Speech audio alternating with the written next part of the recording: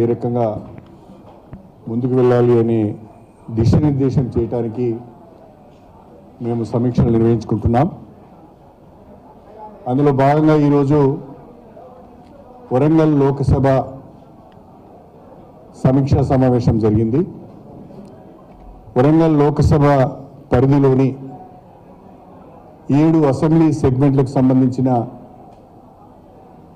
మా పార్టీ ప్రతినిధులందరూ మొన్నటి శాసనసభ ఎన్నికల్లో పోటీ చేసిన అభ్యర్థులు, వివిధ స్థాయిల్లో ప్రజాప్రతినిధులుగా పనిచేస్తున్నవారు, పార్టీ శ్రేణులు దాదాపు ఈరోజు 1000 మంది వరకు ఈ సమీక్షలో పాల్గొనడం జరిగింది. ఉదయము 11:30కు ప్రారంభమైన ఈ సమావేశం సాయంకాలం 5 గంటల వరకు కూడా కొనసాగింది. పార్టీ శ్రేణుల నుండి, నాయకుల నుండి అనేక సలహాలు, సూచనలు వచ్చినాయి. ప్రధానంగా అమూల్యమైన సూచనలు, సలహాలు కూడా వచ్చాయి. పార్టీ చాలా బలంగా ఉంది. కేసీఆర్ నాయకత్వాన్ని ప్రజలు ఇప్పటికీ బలంగా నమ్ముకుంటున్నారు, విశ్వసిస్తున్నారు. చిన్న చిన్న పొరపాట్ల వల్ల మనము అధికారాన్ని కోల్పోయాం. కుంగిపోవాల్సిన అవసరం లేదు, పుంజుకొని ముందుకు వెళ్ళాలి అనేదే కార్యకర్తల యొక్క సలహా, సూచన. ప్రధానంగా సంస్థాగతంగా పార్టీ బలహీనంగా ఉన్నది. 10 సంవత్సరాలు ప్రభుత్వంలో ఉండి పార్టీ నిర్మాణాన్ని కొంత మనం పట్టించుకోలేదు. ప్రతిపక్షంగా ఉన్నాము కాబట్టి నిర్మాణం పైన దృష్టి పెట్టాలి, సంస్థాగతంగా పార్టీని బలోపేతం చేయాలి అనేది చాలా ప్రధానమైన సూచన ఈరోజు వచ్చింది. అంతేకాకుండా పార్టీలో బూత్ స్థాయి నుంచి మొదలుకొని రాష్ట్ర స్థాయి వరకు ఉండే కమిటీల మధ్యన సరి అయిన సయోధ్య ఉండాలి, సమన్వయం ఉండాలి. ఈ చైన్ అనేది పటిష్టంగా ఉంటేనే పార్టీ బలంగా ఉంటుంది అనే సూచన వచ్చింది. మూడవది, జిల్లా పార్టీ కార్యాలయాలు అనునిత్యము పనిచేసే విధంగా మనము కార్యాచరణ రూపొందించుకోవాలి.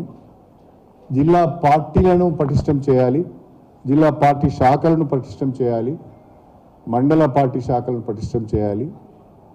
విశ్వవిద్యాలయాల వారీగా విద్యార్థులతోని సమావేశాలు నిర్వహించాలి.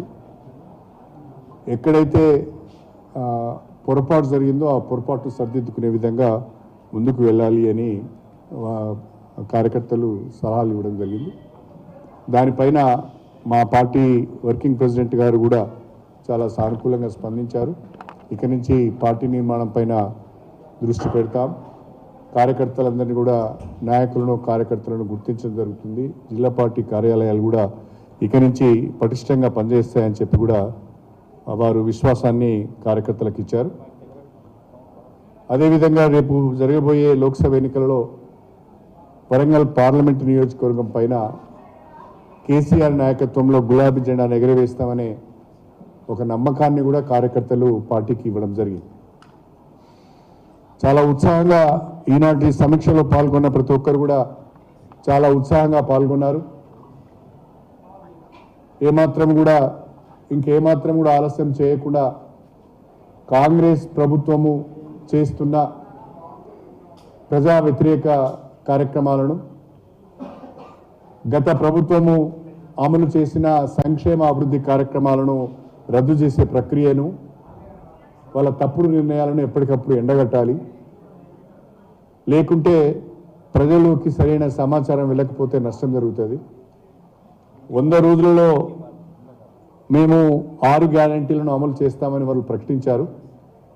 కానీ ఆ నమ్మకం మాత్రం ప్రజల్లో లేదు. దీన్ని కూడా మనం ప్రజల్లోకి తీసుకువెళ్ళాలని వారు కోరడం జరిగింది. ఎందుకు కార్యకర్తలకి ఈ అనుమానం వస్తున్నది అంటే, ఈరోజు కూడా మనం పత్రికలలో చూసాం. కర్ణాటక సీఎం సిద్ధరామయ్య గారి ఆర్థిక సలహాదారు బసవరాజ్ రాయిరెడ్డి గారు కర్ణాటకలో 5 గ్యారెంటీలను అమలు చేయలేకపోతున్నాం. ఆర్థిక వనరులు